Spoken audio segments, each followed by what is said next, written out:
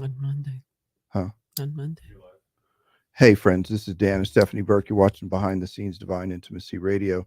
Want to tell you about an important webinar coming up, Lent, A Path to Deeper Peace. It's going to be hosted by Simone Riscala from Endow. Chris, where? Yeah, What? go ahead. No, go ahead. No, go ahead. You stop. Finish. You looked at me funny, so I don't know what. We it doesn't matter. Go ahead. So Finish. Stephanie, of course, Simone, Christine Rich. Did I get something wrong with where? Doesn't matter. Okay. Please keep going. Okay. Yeah. So anyway, February 15th, Yeah. 7 p.m. Central will be recorded, but to get the show, you got to sign up.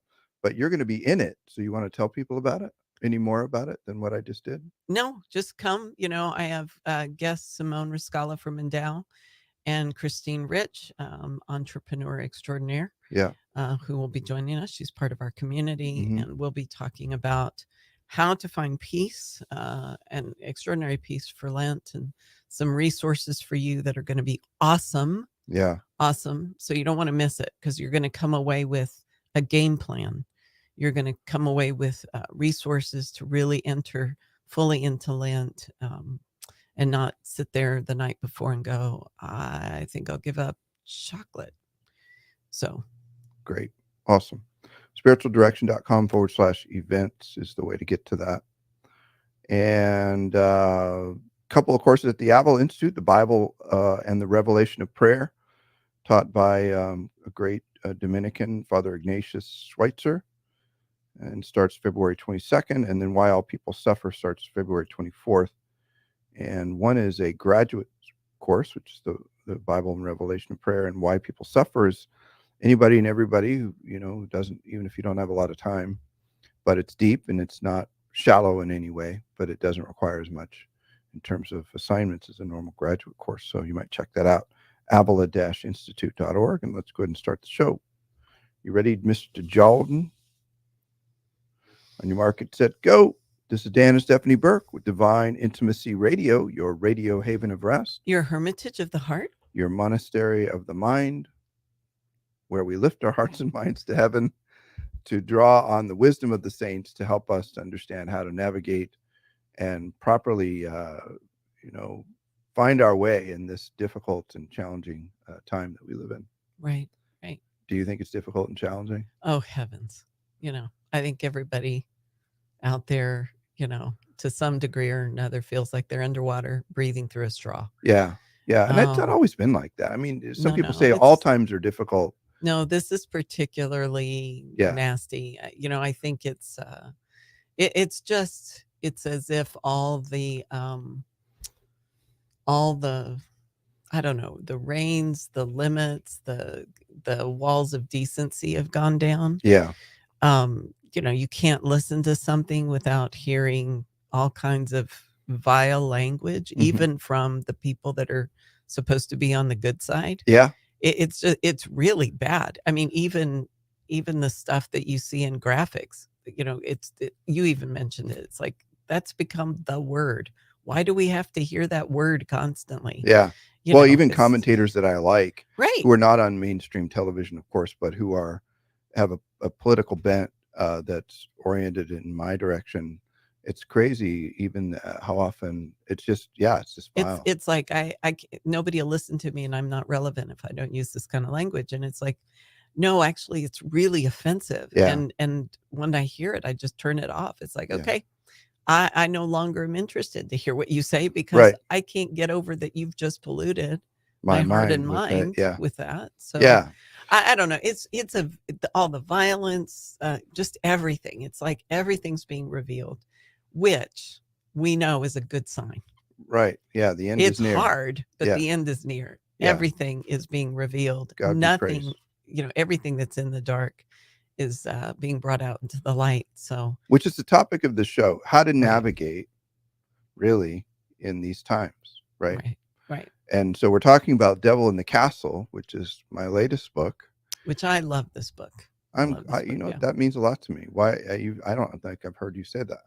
Oh, well, no, I first of all, it's like St. Teresa of Avila is chasing me Yeah. around. Uh-huh. I've got her coming at me from all sides, which is part of the webinar that we'll be doing soon, which this will be broadcast after. But, you know, I've been studying her. I did a podcast with Endow on the interior castle. And what you've done in this book is help us to understand how the enemy is working against us through the interior castle. So if you put them together, right?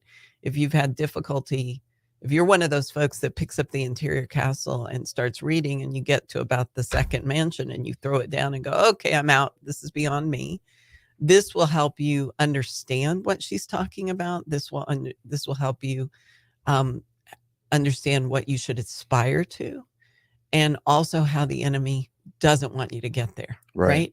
So I love it because you have all these tools, and it's just a greater understanding, a greater way to gain self-knowledge too. Mm-hmm. and just persevere. You know, this will encourage you to persevere, because the Lord wants to make you a saint, and he wants to draw you to himself, and he loves you. Yeah. You know, well, it's helpful to hear that, because, you know, you listen to me all the time, and it's when things are a little more effectual regarding you, it tells me I'm onto something. Oh, it's not an ego thing. It just talks, because Yeah. I don't write for ego or for, you know, I just do it only to try to help people. Yeah. Yeah. No, it's So good. this chapter is interesting. It's a shift, because we're moving into the sixth mansion, which is in the unitive way. Yeah. And it moves out of where the enemy has more power. I mean, into a place where it's diminishing quickly and in a significant way. But I don't know, is there any place you want to start in this chapter? Yeah, I want to open it up with the first paragraph, because it kind of sets the stage Okay. for the rest of it. So we're talking about the battles in the sixth mansion. Right. And just as a reminder, there are 7, Yeah. but there are million rooms, probably yeah. a million rooms. We don't know how many rooms, but the Lord says there is many. I'm going ahead. I'm preparing many rooms. There Yeah. are many rooms in my Father's house, and Yeah. I'm preparing them for you, Dan, for you, Jordan, for you, Joan and Smith, and, you know, Cindy, Even Ed? you know, Ed, everybody. Okay. Ed, you know, too? he's preparing a room for you. Okay. We don't want to miss it, right? Yeah. I mean, I just think, you know, wouldn't it be terrible to leave this earth and stand in front of the Lord and realize, if you had just persevered, right, how much more there would have been for you? You know what's cool about that? That's an ache. I know your brother listens to the show, and I like him a lot. He's a really cool guy. I just had this vision of a room with a plaque that said JP. Yes. Okay, there you go, JP. You got a shout out today. There you go. Okay, so the battles of the sixth mansion. So the trials in the sixth mansion are many and great. Okay, so many trials, but relatively few emanate directly from demonic influence. Okay, that's good news. Yeah. Teresa reveals that at this point, the demons cannot, through exterior trials, inhibit the working of the faculties or disturb the soul in any way already described in previous chapters. I love that. Mm-hmm. The primary reasons for this is that the soul is further from sin and attachments and closer to God. So I really want people to understand, you know, persevere, because when you get to the sixth mansion after persevering because you're all called to it. Right. We're all called to it. Mm-hmm. We're all promised this if we persevere. Yeah. Don't give up, right? That we become so close to God that attachments start to fall away. Our proclivity to sin is falling away because we're full of grace. Right. We keep going to the sacraments, and the Lord is strengthening us because our yes is so big. Mm-hmm. Because we keep saying, yes, Lord, give me Mm-hmm. more. Yes, Lord, purify me. Yes, Lord, whatever you want. I want what you want, Lord. Help me and I will follow you, right? So we say these prayers and we speak it from the depths of our souls. And he is so protective of that soul that although they may have trials and they're going to have difficulties, they are assured that they're not going to be lost if they continue on the path. Right? Yeah, if they continue in charity, that's right. Right. Right. You know, You know, it's interesting about this, and getting this far. It's what a lot of people don't understand is there are a few secrets that are really simple that if you understand and yield to and give yourself to, you're going to enter into the out of the purgative way, into the illuminative, into the unitive. And that is this. One, say yes to God, right? All be all in. If you're not all in, you're not in at all. So there's a delusion. You want to say that again? If you're not all in, you're not in at all. There's a kind of delusion that you can be half-hearted about faith. But if Jesus gave the entirety of his being for our salvation. He gave himself up for mocking and scourging and crown of thorns and beatings and whippings and all of that. He gave it all. And if we don't really kind of get that, we can just be half-hearted about faith. So one is being all in, your yes, and the second is persevere. Right. That's it. Right. And you persevere. How do you persevere? Well, you avail yourself of the sacraments. You pray daily. You fight against sin, and you never give up. Figure out what sins are. Right. I mean, you and I had this conversation because we do marriage retreats. We do divine intimacy and marriage, and we were thinking about the folks that we teach and lead in these retreats. We can't even assume that people even understand what mortal sin is, what venial, what sin is. Yeah, catechesis of our time is horrible. No. I'm part of 2 generations that were lost to poor catechesis. A priest told you that. A priest told me that. Yeah. So we need to just even educate ourselves. We need to own our faith. Yeah. Oh, I better get an examination and figure out what this is. Okay, so moving on, in the 6th mansion, this is where she really gets into locutions, right? Sure. Locutions. So what do you want to talk about with this? So locutions are just some kind of word, phrase, sentence that can be presented to the mind or can be heard audibly or heard interiorly. And it's a kind of a mystical experience. And she spends a lot of time talking about locutions there. And it's important to note that a lot of what she talks about and that I review in this book are not limited to the mansions that they're talked about in. So as an example, you can have a locution in a purgative way, in a pre-purgative way. Yeah. It can be your launching right into your yes. It can Right. be the thing that wakes you up. I mean, if you think about it, Paul's riding on Saul, right, is riding on his horse. He's knocked down, has a flash of light come around him and says, "Why are you persecuting me?" Yeah. That's a locution. Right. He wasn't thinking about God. He wasn't musing if what he was doing was right. He was off to go persecute somebody else, to kill Christians. Yeah. And he hears, "Why are you persecuting me?" Right. Right. That began his journey. Right. And that was a locution. Yeah. Out of nowhere, no pre-thought on it. And it spoke a truth that he was never the same. It stayed with him forever. It was true. It had an effect on him. And, it changed the trajectory of his life and Holy Mother Church. Right? Locution is a beautiful gift, given from God to his people. You can think of like Jesus in the 1st century being with someone and he says, rise, take up your mat and go, your sins are forgiven. Well, and so in the word that he spoke to that person, the word brought about that which it signified, and that is that he would be healed. So get up and go home, right? And so the word has in it power to do what it signifies in a sense. So locutions are very beautiful and powerful things, and there are many tests as to whether they're legitimate. One of the things about this mansion that she talks about in terms of demonic deception is that the enemy tries to mimic. So he stops trying to get you to sin he gets much more clever in the more overt right ways, right. But begins to try to deceive you through what we might call, and I'm not anti-charismatic, but what we might categorize as charismatic experiences, spiritual experiences that then try to get you to believe something, do something, perceive something in a way that is contrary to God's desire. So when we get back from the break, what we should probably do is just do a little rundown on how do we know if a locution is true or false, Yeah. which you've already alluded to, but we'll do some more then. Okay. So I've got it here. you got it. the You want to tests. just, Yeah. I'll just we'll let just you go cue it up. start Yeah. going Your mark down it, the set, test, go. yeah. Welcome back to Divine Intimacy Radio. This is Dan and Stephanie Burke, and this is your radio haven of rest, talking about the interior life. And today, locutions out of my book, latest book. It is called The Devil in the Castle, Teresa of Avila, Spiritual Warfare and the Progress of the Soul. Mhm. So what about locutions is interesting to you, or what? Yeah.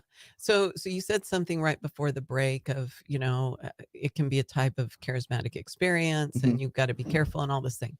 So I think, first of all, if somebody thinks they've had a locution, one of the things they should do is seek good counsel. Yeah. They should speak to a spiritual director, find a spiritual director. Yeah. We have a way to do that now. SpiritualDirection.com. .app. Oh, sorry. Yeah. SeekDirection.app, and you can find a Catholic good spiritual director. So and directors can sign up to and to make themselves available. Right. So you must do that, because you need a voice outside of yourself. If you're spiritually directing yourself, you are the directee of a fool. Saint Bernard of Clairvaux. Right. If you want to, he who takes himself as his own spiritual director is the disciple of a fool. Right. So listen, everybody that I know that's worth their salt as a Catholic and takes it seriously has a spiritual director, because you need somebody outside of you to help you as you start to enter into this realm of prayer and mystical experiences that you may or may not be having, which doesn't mean you're holy. It means that the Lord is drawing you closer and wants to communicate with you. So how do we test to see if these things are false or true? You know? So it says, regardless. So here's test number 1. Regardless of the soul's inclination or natural instincts, locution should never be accepted on face value, but instead should always be tested to see if they agree strictly with the scriptures, right? Yeah. So scriptures in the magisterium. And the magisterium. So the Lord is never going to ask you to do something that is contrary to your state in life, right? Right. What does that mean? That means, here's an example. Beautiful mother of many children, happily married, and she hears, I think I'm supposed to be a nun. Yeah. Right? So she's married. Her vocation has been set, right? And it really does. She has a valid marriage. Yeah, and a valid marriage and all of that. And she has children. So even though she may have tested or thought or that she should have been a nun at some point in her life before getting married, once she's married, that's ratified, that's finished. Life goes on, right? And so, rightly so, she took it to a priest, to a holy priest, and he said, nope, that's of the devil. Yeah. You need to reject that in Jesus' name, and it's done and it's over with. And she did. And the effect of this kind of nebulous kind of mystery around it was lifted once she fully just took it to a priest. He said, that's not of God, that's of the devil. Dismiss it and reject it.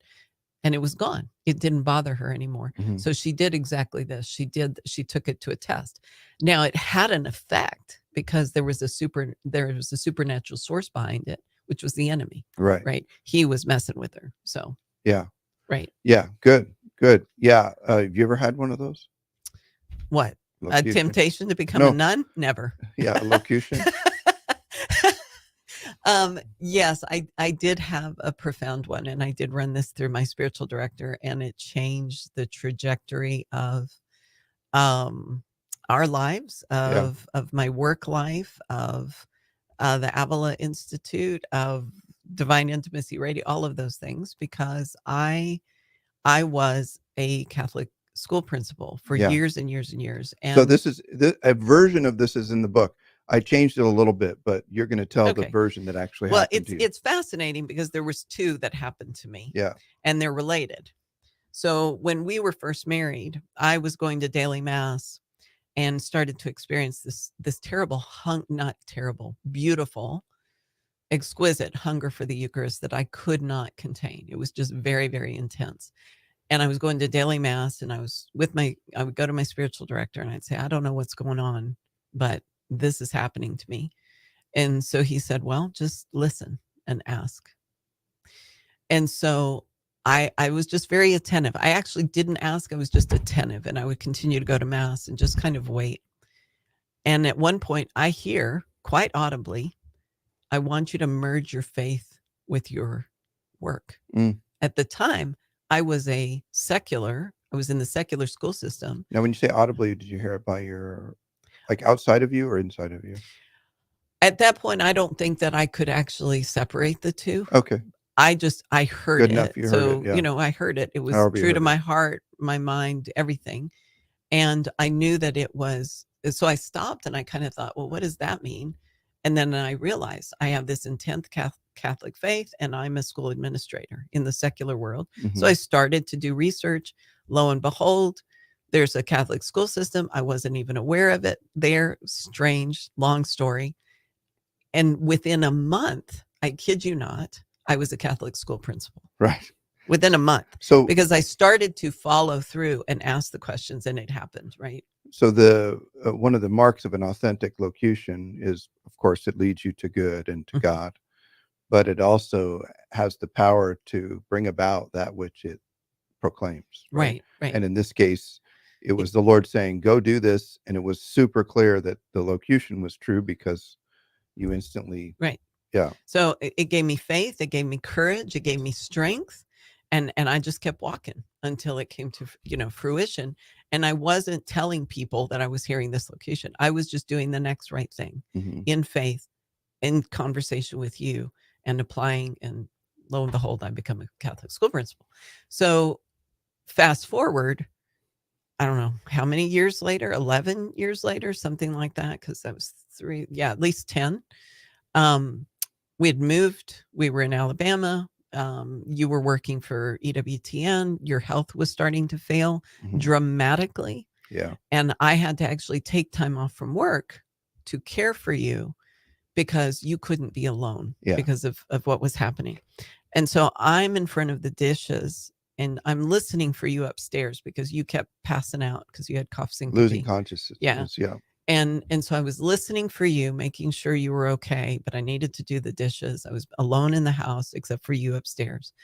And I'm doing the dishes and I'm just kind of aching. Like I'm trapped. I don't know what to do. I'm worried about the school. I'm worried about you. My secretary and the assistant principal are trying to handle things for me while I'm at home trying to care for you. And so I'm just in angst. And you had asked me a number of times over the course of about a year, hey, would you consider leaving the Catholic school and working with me in the Avila Institute? I need help, right? And I would always say to you, I can't leave until the Lord makes it clear because he called me in. You said, my vocation is Catholic education as a Catholic principal. Yeah. And I knew, of course, it wasn't. Yeah, but you didn't say that. I know. You did, to be clear. Patient. You were very clear. You would ask me, I'd say no. Yeah. I'd say I have to wait on the Lord, so I'm doing the dishes. And I hear audibly, that is not your vocation. I heard that sentence. Right. It was so audible and so loud that I actually stopped and I said out loud in response, what do you mean that's not my vocation? Like, what does that mean to me? Yeah. And I said it out loud. And so visually, interiorly, I saw principal, mom, wife, child of God, right? Daughter of the King, right? And they were all kind of horizontal, but then they moved and they became vertical. And at the top was daughter of the King, child of God, wife, mother, teacher, then everything else. So they got rightly ordered. And I realized that I had been living all of these different calls, calls within calls, if you want to say, but I was living them as if they were all equal and they weren't subservient to the right order. Right. And so the Lord rightly ordered them. And he said, you're a daughter of the king, and then you are a wife, Yeah. then you are a mother, and then this, right? And I went, oh, and my husband needs me, and his health is failing. Mm-hmm. And at that moment, I mean, it was so clear and so profound.